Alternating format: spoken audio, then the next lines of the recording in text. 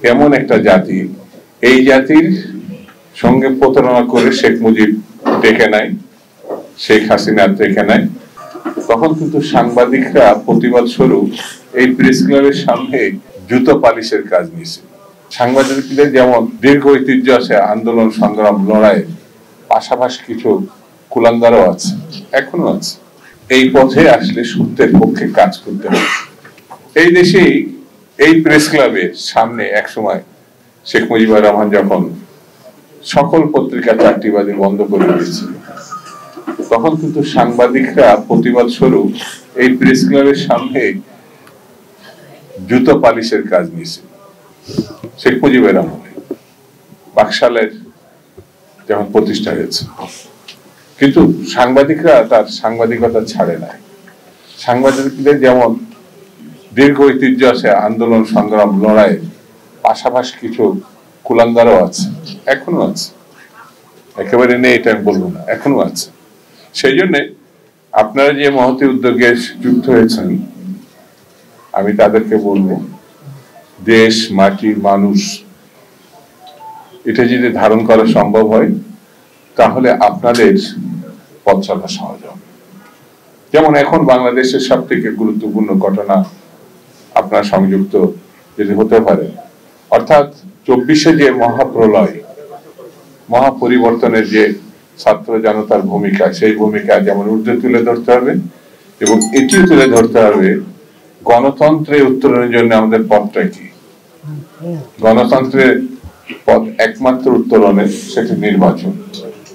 শেখ হাসিনা বাহানা করে নির্বাচনের ব্যবস্থা ধ্বংস করেছে।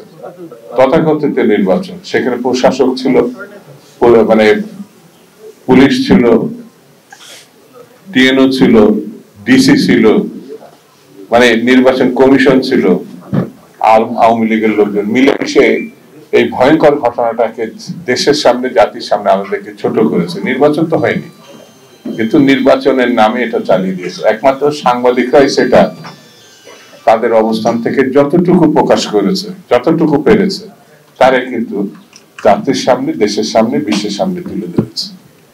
তারা নির্যাতিত হয়েছে এই সত্য বলার কারণে। বড় অংশটাই হয় ভয়ে নাই স্বার্থে তারা এটা পারে নাই। এখন একটু আলমগীর তার বক্তৃতা আমি শুনছিলাম যে এই পথে আসলে সত্যের পক্ষে কাজ করতে হবে। আসলে আমি মনে করি মিনিংলেস জব না করাই ভালো। সাংবাদিকতায় এখন আমাদের জনমতটা তৈরি আছে গণতন্ত্র প্রতিষ্ঠার লক্ষ্যে। বিএনপির মতো দল এখন তৈরি আছে, বিএনপি সহ ছোট বড় যেসব দলগুলো আন্দোলনে শরীক হয়েছিল তারাও আছে। এখন কোন তালবাহানা জাতির সঙ্গে না করা ভালো। অর্থাৎ প্রধান উপদেষ্টা, সেনাপ্রধান ডক্টর আসিফ নজরুল আর শিক্ষা উপদেষ্টা, তারা কিছু কম বেশি একই কথা বলেছেন। এই বছর এটা শুরু হলো, এই বছরের শেষ 26-এর প্রথম নির্বাচনটা হবে। এর বাইরে না যাওয়াটা বোধ হয় জাতির সঙ্গে জন্য, গণঅভ্যুত্থানের সঙ্গে এবং মানুষের জন্য পরিপূরক হবে।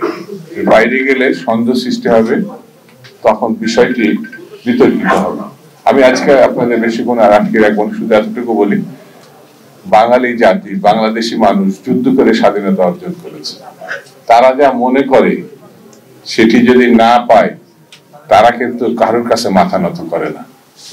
এমন একটা জাতি, এই জাতির সঙ্গে প্রতারণা করে শেখ মুজিব ডেকে নেয়, শেখ হাসিনা ডেকে নেয়।